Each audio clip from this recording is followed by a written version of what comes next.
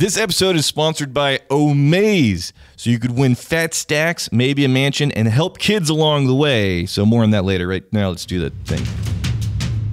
Whiskey from Japan can be tasty, has a surprising amount of history, celebrated, award-winning, but Daniel, Japanese whiskey is a liar sometimes. Oh boy. That's true. Frauds!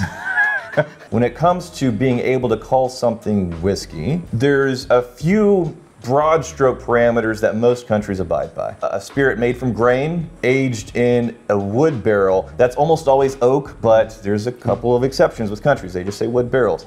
Beyond that, the regulations from country to country, it very much is a hodgepodge. It's patchwork. It's hard to find the true frauds. So even the ones that aren't Japanese, right, they're definitely misleading, right, but somewhere in small print on the bottle you'll see world whiskey. We'll talk about that. The story of Japanese whiskey is a story of the early days, the rise, the crowning, the catastrophic fall, and the slowly returning to former glory. So let's start with the beginnings, and we're going to start with Hibiki Harmony.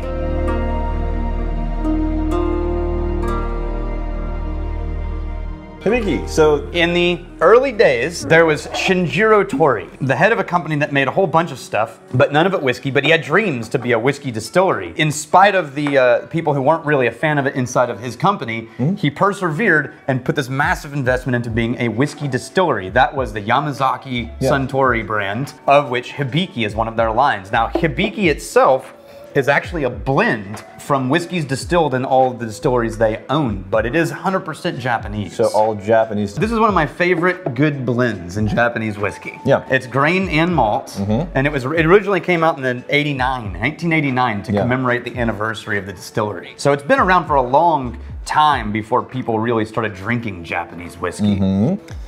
So there's quite a bit of ethanol. There's a meaningful ethanol layer. Got a little aggressive. Yeah, sorry. You dove in, did you?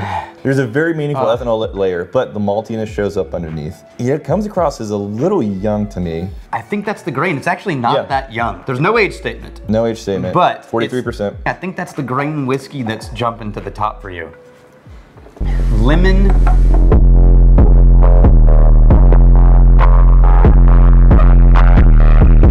All right, lemon, citrus, floral notes almost, and then that vanilla grain, shiny ethanol note. Yeah. The finish is a little thin. So here's the cool thing. This guy started the whiskey distillery. He needed to hire a master distiller. So what he did was he reached out to a guy named Masataka Takatsuru. He had trained in Scotland. And so for the first decade of the Yamazaki Suntory distillery, it was all stuff made by Masataka Takatsuru. And he originally came out with a whiskey that was like he had been trained in Campbelltown, at Hazelburn, and at Longmorn, and it did not go well. Right. So pretty quickly they switched to a lighter, more approachable, nuanced for the subtle Japanese palate, and that's what we're getting to drink is the direction that they took post that, this kind of approachable spirit. Masataka Takatsuru still wanted to make Masataka Takatsuru still wanted to make what he had been trained on, and it was basically Scotch, but in Japan. So he moves up to northern Japan. This is what happens when Masataka Takatsuru's distilleries decided to replicate something that we found in Hibiki Harmony.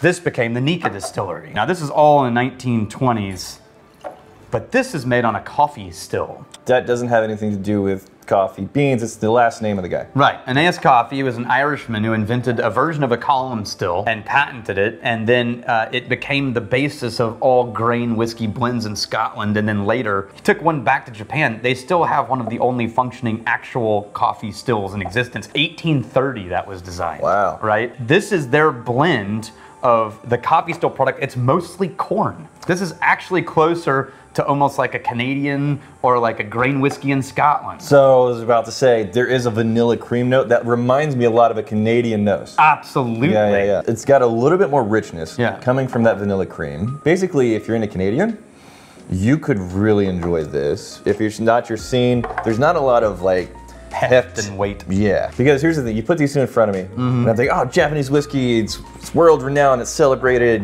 it's always sold out. It's like, well, you know, it's not a bad whiskey. But I've had meaningfully better whiskeys half the price from other countries. Yeah. That's why I wanted to start with these, just to Okay. show you that you can't just be like, oh, I love a category, and go in and look for a Japanese grab label anything and just that grab something off the shelf and Yeah, you're yeah. going to be fine.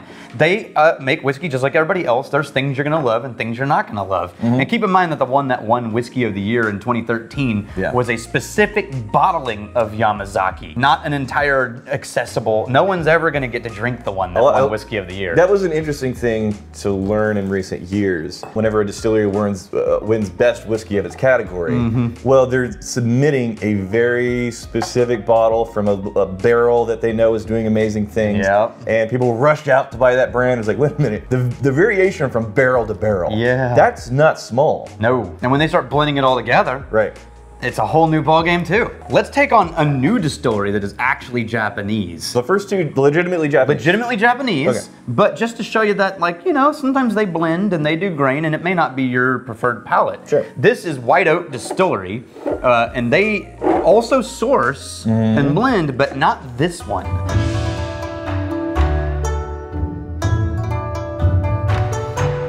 This one is a 5-year-old sherry cask single malt. Am I seeing 55% ABV on there? Mm-hmm. It's very high proof. Yeah. Okay. So this is the White Oak Distillery, which is close to Osaka. Now, these are sherry casks. This is the first one that I'm putting my nose in. It's like, wait, this is a hefty Scotch influence. Yeah, that's the heritage of Japanese whiskey, is Right. effectively Scotland. Interestingly enough, what they have to do, because they're so small in production, is if they want to create blends, they basically have to make all the components themselves, which makes them more like Middleton. This, I get like a matchstick. That sulfuric note, which, you know, you should remember from your brushwood moment.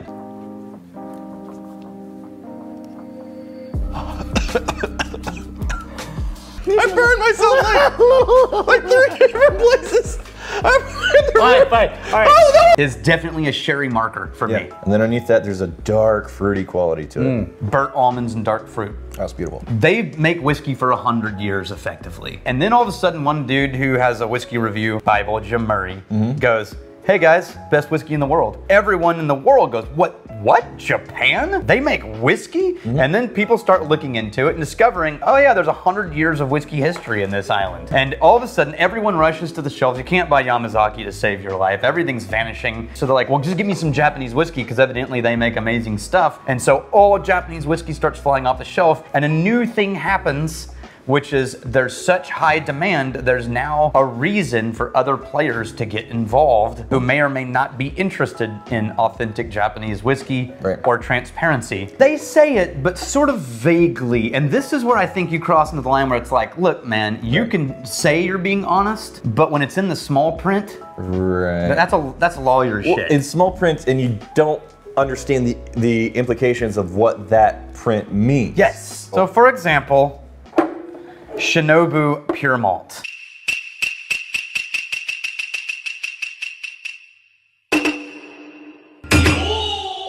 So Shinobu puts together a whiskey distillery. From the people who were local and read about it, they were like, there's not a lot of money in that distillery, not enough to make whiskey at the level that they say they're going to. But then all of a sudden they start releasing bottles. They weren't early days, but now they're pretty transparent in their marketing and their tags that they went out and found whiskey. But you have to go look at their website. You have to go look at interviews. You have to go research. If I walk into the store and see this, I'm gonna think, oh, sweet, a Japanese pure malt. And this is where it gets a little messy. For example, in the States, people sourcing from other distilleries, very common practice. And the only thing that you're legally obligated to do is put the state that the whiskey was originally sourced in. And that's only if you sourced it from a different state. If you source it inside the same state, you don't even have to do that. This episode is brought to you by Omaze, and specifically your chance to win a $1.8 million dream house here in Austin. We can be neighbors. But if you don't want to be my neighbor for some weird reason, you just say, hey, just give me like $1.3 million and I'll call it a day. That's cool. But how are we going to be going about winning all of these mansions and millions? We're going to do it by helping not chitlins, that's not really a thing. We're going to do it by helping the children. So here's how it works. Every donation you give goes to support Folds of Honor. Folds of Honor is basically a really cool charity that gives scholarships to kids of veterans who have passed or they are disabled, and this is a fund to make sure that they get a really amazing education. Already, Folds of Honor has given out over 29,000 scholarships to these loved ones of the fallen soldiers and disabled veterans. So they're doing really cool work, and we're very proud and appreciative of Omaze of including us in this sweepstakes. I did some homework, by the way. I checked into Folds of Honor to make sure that it's doing the right things with the money. This got as near of a perfect rating as you can get with things like transparency and accountability, so Folds of Honor is great. So you guys can help out these kids, get an education, have an amazing future, and you have a chance to win either a dream house here in Austin or like well over $1 million damn dollars. It's really simple to enter. Go to omaze.com/whiskeytribe, and it's very self-explanatory. And let me know if you win there, and we can be neighbors and stuff, and maybe I mooch your collection for research. Do the thing. It's helping out the kids, and you can win stuff. The two main things that you and I hold as the standards that I think all distilleries should live up to. Tasty and transparent. Yeah, that's Try it. and make it tasty. Just try and make it good. Transparent, just clear so people know what they're buying. Smell it.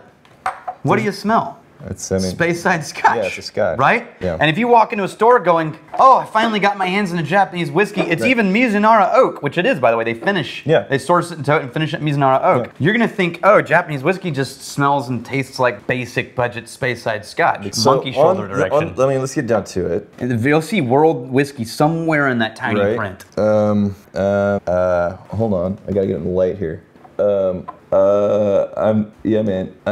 It says I'll show you where it is. You ready? Quality whiskey selected from all around the world. I'm gonna set that aside because all of that is just, you know, good Scotch. All right, so this is Ichiro's blend.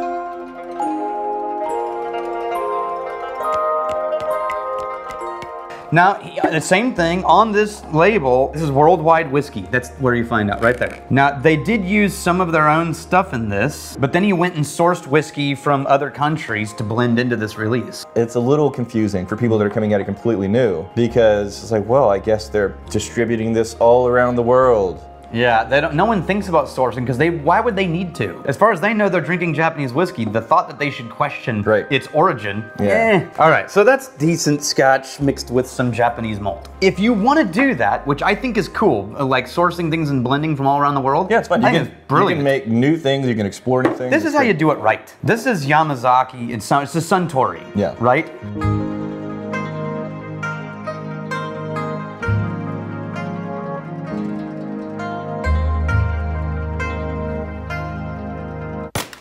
Look at the top. A blend of 5 major whiskeys. Yeah. And then underneath it, in bold print, Irish, Scotch, American, Canadian, and Japanese whiskeys. Thank you. I'm no less excited to try this because that sounds super interesting. And you want to know what you get if you go to the website? The actual distilleries they got it from. This is so fucking cool. Okay, here's the Scottish distilleries. Ardmore, Glengarry, and then in Ireland, the Cooley Distillery. And then in Canada, Alberta, and then Jim Beam. And then Yamazaki and Hakushu. That nose is interesting. You know what? It's hard to define. It doesn't hit me. It's not squarely American. It's not squarely Scotch. It's like, almost as buttercream and apples. Like a fresh, planty quality to it. Yeah.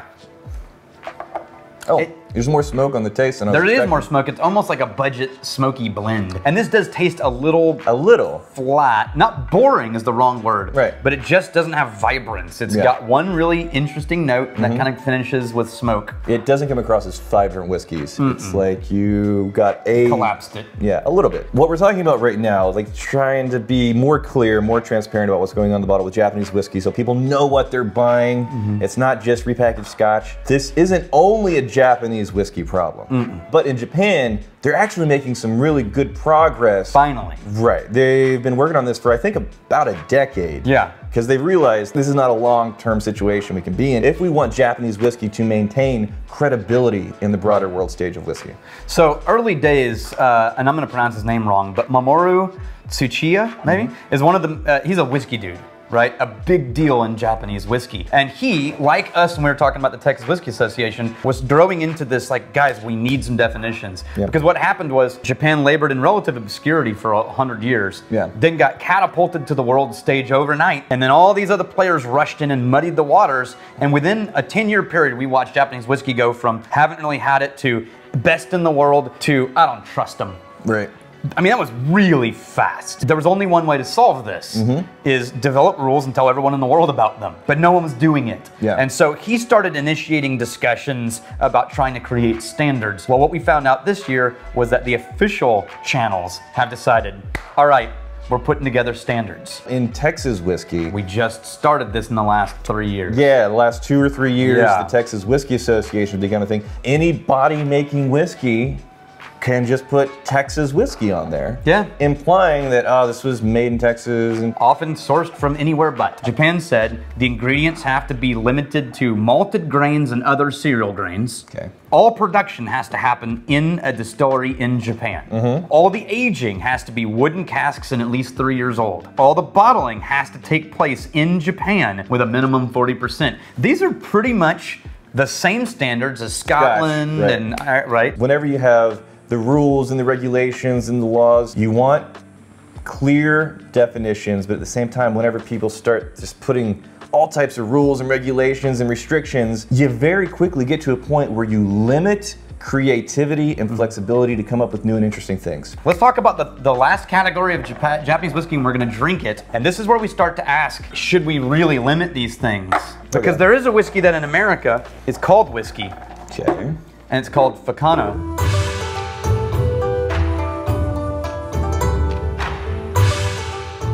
But here's the reality. This is actually Right. shochu. Rice Now, spirit. rice spirit. Right. Right? In Japan, the reason that this changed, I mean, rice is a grain. We have rice whiskey in the US. It's not super common, but it's a grain. It can be whiskey. There are two things that complicate that for this. They did koji fermentation, which is a two-step, and because of the end of it, it's a two-step fermentation process that breaks all the rules of whiskey in all the other countries. And then second, the new laws don't allow them to have an amber color because typically shochu is aged, if at all, only for a few months or less, Yeah. right? And so if it's got an amber color, it's confused with whiskey. And so in Japan, they don't want that to be whiskey. They don't want shochu confused with whiskey. However, this specifically, Ficano, was imported by Impex Beverages, and it was this old stock that had sat in barrels way too long to be considered shochu. Yeah. So they imported it to the US, where it meets the technical qualifications of whiskey, according to the beverage code. And so now you have a Japanese whiskey that even in Japan is not considered whiskey. Yeah. Now, this is a whole other level of what the hell are we doing here? If you've been watching the channel for any meaningful amount of time, you do realize that when it comes to whiskey, there's so much futziness. Finding a hard and fast rule, good luck. Yeah. Even the way you spell whiskey changes from country to country, with an E, without an E. And it's one of the things that I love and one of the things that I hate. Because something like this is really nice and interesting. Oh, it's delicious. I really like this. But it's barrel-aged shochu. And in the near future, hopefully the lawmakers are going to step in over there. Right. We just watched what happens if we don't accomplish what we're set out to do. Yeah. We just watched it happen in Japan in the worldwide stage, where a whole industry went from amazing to no one trusts them at all anymore, and they're gonna have to rebuild all of that trust from scratch. Right. I mean, there's Texas distilleries that are winning. Best in the world. You got the Iron Root, you got the Now there's Balcones. incentives. The worst thing that could happen to us is all of the next whiskey that floods the shelves outside of Texas, but with Texas words and lingo and language. So somebody in California hears about Iron Root winning best, and they go down to Bevmo, and what they find is a Canadian whiskey with a Texas flag, and then a year later, we're in the same place Japan is in. It just collapses under its own weight. Now, I'm gonna pour you a fancy whiskey to finish this discussion, because this is what Nika did when he went up to northern Japan. This is what Masataka did at Nika. This is what happens when a guy trained in Scotland moves up to northern Japan and makes only what he wanted to make. This is Nika 17 year.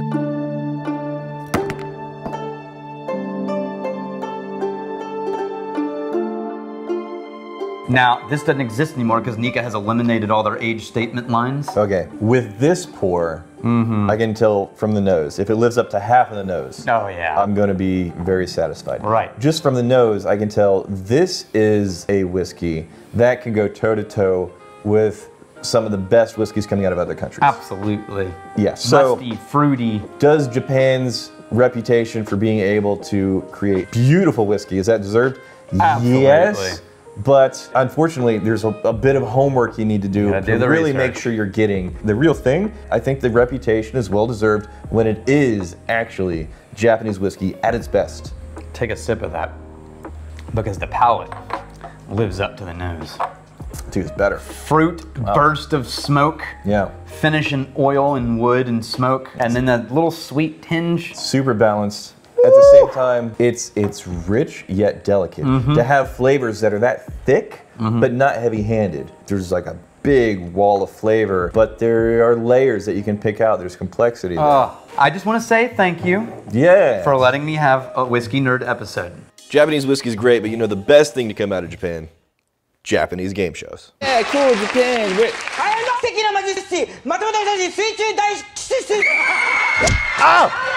Oh, okay. What do I do? What do I do? What do I do? I don't know what to do. Whew. Okay. I am the very modern of the modern.